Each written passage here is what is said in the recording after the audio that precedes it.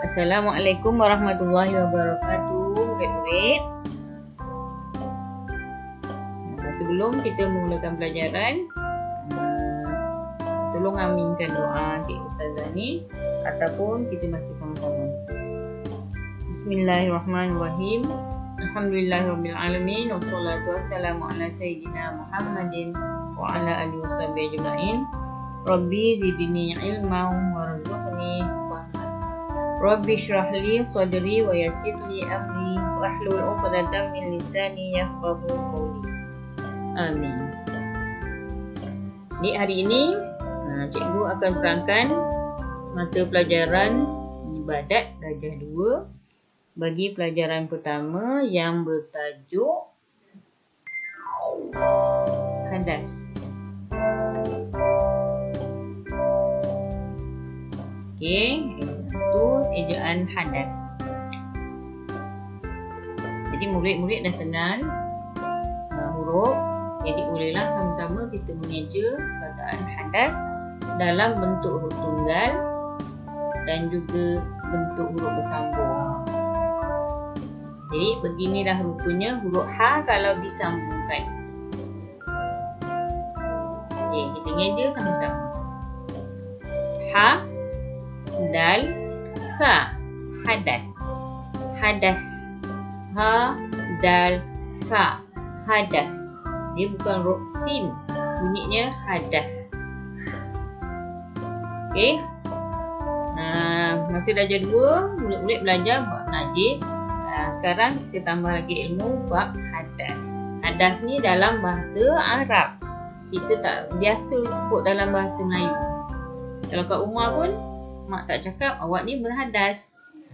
Jadi hari ni kita nak belajar, nak kenal apa dia hadas dan kita bolehlah gunakan nak kat rumah guna perkataan Arab. Biasakan diri dengan bahasa Arab. Sebab bahasa Arab tu bahasa Al-Quran.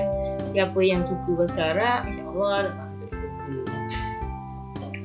Okey, hari ni ikut cikgu baca pengertian hadas. Okey, sama-sama. Bismillahirrahmanirrahim. Hadas ialah keadaan tidak suci pada diri seseorang yang menyebabkan ibadat tertentu tidak sah dilakukan. Okey, ulang lagi sekali. Hadas ialah keadaan tidak suci pada diri seseorang yang menyebabkan ibadat tertentu tidak sah dilakukan. Okay. Tulisan yang berwarna merah itu ialah kata kunci bagi pengertian hadas. Iaitu hadas tu tidak suci pada diri. Maksudnya badan kita tidak suci. Bila badan kita tidak suci, kita tak boleh melakukan ibadat. Dan kalau kita masih juga melakukan ibadat yang tertentu yang dalam keadaan berhadas, ibadat kita tidak sah. Okey?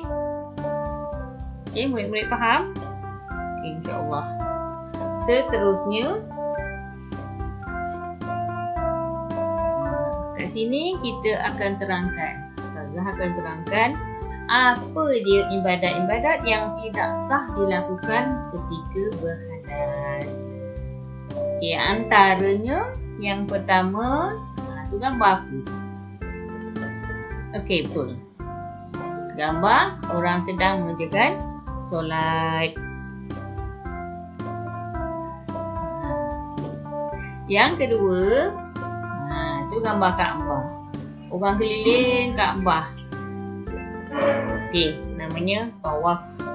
Dan yang ketiga, okey, tengok kawan-kawan adik-adik sedang membaca Al-Quran dan memegang Al-Quran dan dia menyentuh Al-Quran. Dipegang, dibawa, disentuh dia. Maksudnya dia Al-Quran tu ada pada dirinya. Jadi sekiranya kita ni berhadas, maka kita tak boleh solat. Kalau solat hukumnya apa? Okey, tak sah. Yang kedua, tawaf. Tawaf ni kalau orang pergi kat mana ni? Okey, tawaf dilakukan di Mekah sahaja, di Kaabah. Tempat lain tak boleh tawaf. Kalau tawaf tempat lain tak ada wuduk pun tak apa. Tapi kalau pergi ke Mekah buat haji dan umrah, kita tak kena tawaf. Maksudnya kita melakukan ibadat tawaf, iaitu mengelilingi Kaabah. Tawaf ni artinya mengelilingi Kaabah sebanyak 7 kali. Mesti badan tidak boleh berhadas. Kemudian seterusnya menyentuh atau membawa Al-Quran. Jadi kalau kita tak ada wuduk, kita berhadas, kita tak boleh pegang Quran, kita tak boleh bawa Quran dengan tangan kita ataupun berlapik. Baca boleh. Jadi kalau nak baca Quran letak atas meja, kita jangan sentuh, kita jangan pegang dia, kita boleh baca. Ini antara ibadat yang kita tak boleh lakukan ketika kita berhadas. Okey, ulang lagi. Ibadat yang tidak sah dilakukan ketika berhadas, yang pertama apa? Okey, solat. Yang kedua, tawaf. 3. Ingat 3 perkara ni kita tak boleh lakukan kalau kita berhadas, dan banyak lagi ibadat yang lain. Jadi untuk darjah 3 ni cukuplah 3 perkara ni yang kita akan sentuh, yang akan diterangkan pada awak tidak boleh dilakukan ketika tawaf, ketika berhadas. Okey, seterusnya kita pergi kepada perbezaan antara hadas dan najis. Kalau darjah 2, murid-murid pernah belajar keadaan dengan najis. Jadi kita dah tahu najis tu benda yang kotor. Kalau ada pada pakaian kita, kita tak boleh solat ataupun solat kita tidak sah. Jadi hari ni darjah 3, murid-murid belajar berkaitan dengan hadas. Jadi persamaan antara hadas dan najis ni iaitu kalau kedua-duanya ada pada badan dan pakaian kita dan tempat solat, maka solat kita tidak sah. Ibadat kita tidak sah. Jadi cikgu ambil contoh tentang solat saja. Jadi kat sini kita terangkan tentang perbezaan. Ustazah akan terangkan perbezaan antara hadas dan najis. Perbezaan tu maksudnya tak sama antara hadas dan najis. Okey, yang pertama, kotak yang pertama tu berkaitan dengan hadas, kotak yang kedua berkaitan dengan najis. Kotak yang sebelah kanan tu berkaitan dengan hadas. Okey, perbezaan antara hadas dan najis. Yang pertama, hadas tidak boleh dilihat, najis boleh dilihat. Kemudian yang kedua, hadas boleh disucikan dengan berwuduk atau mandi wajib atau bertayamum sekiranya tidak ada air. Tapi najis boleh disucikan dengan membuang najis serta membasuh tempat yang terkena najis itu. Okey, Ustazah terangkan sikit dengan lengkap sikit. Yang pertama, hadas tidak boleh dilihat, maksudnya kita tak nampak dengan mata kita. Bila berlaku sesuatu yang menyebabkan kita berhadas, kita tak nampak. Dia hanya berlaku pada tubuh badan kita. Contohlah, lepas berwuduk, kita semayang. Lepas semayang, kita kentut. Bila dah kentut, kita nak semayang balik. Nak semayang balik ataupun kita nak baca Quran lepas solat. Lepas kentut tu nak baca Quran. Boleh tak? Tak boleh. Nampak tak kotor dia? Tak nampak. Jadi hadas ni dekat badan kita kotor. Kita tak boleh beribadat. Kita tak boleh solat. Kita tak boleh menyentuh Al-Quran. Kita tak nak bawa Quran, nak pegang Quran, nak baca. Tak boleh. Kalau nak baca Quran pun orang lain kena buka. Ataupun letak atas meja, Quran tu dah dibuka, kita boleh baca. Jadi hadas kita tak boleh nampak, dia hanya berlaku pada diri sahaja. Berlainan dengan najis, najis kita boleh nampak ataupun kita boleh cium baunya, kita boleh tahu benda tu najis. Contoh, adik kita kencing dekat kita.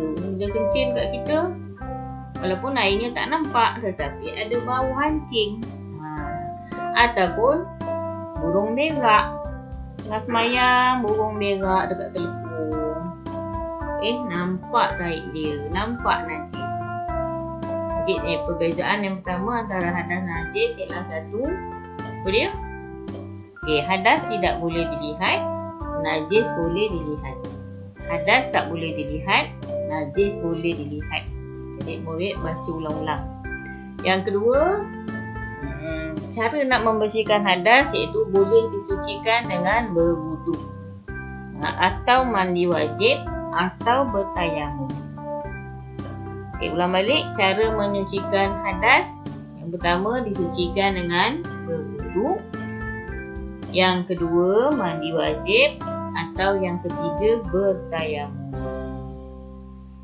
Dan bagi najis pula, cara nak menyucikan najis dengan cara buang najis sekiranya ada. Kalau najis tu ada, buang najis tu, buang. Kemudian kita basuh tempat yang terkena najis tu dengan air yang bersih, air yang suci sehingga hilang najis tersebut. Jadi ni perbezaan. Jadi ulang balik yang kedua. Perbezaan dia ialah hadas disucikan dengan sama ada berwuduk, atau mandi wajib, atau bertayamum sekiranya tak ada air. Maksudnya kita bertayamum tak ada air. Kalau tak ada air, tak boleh gunakan air, kita bertayamum. Iaitu apa dia tayamum? Menggunakan debu tanah yang suci. Debu tanah macam bedak tu, tapi tanah tu dia jadi debu.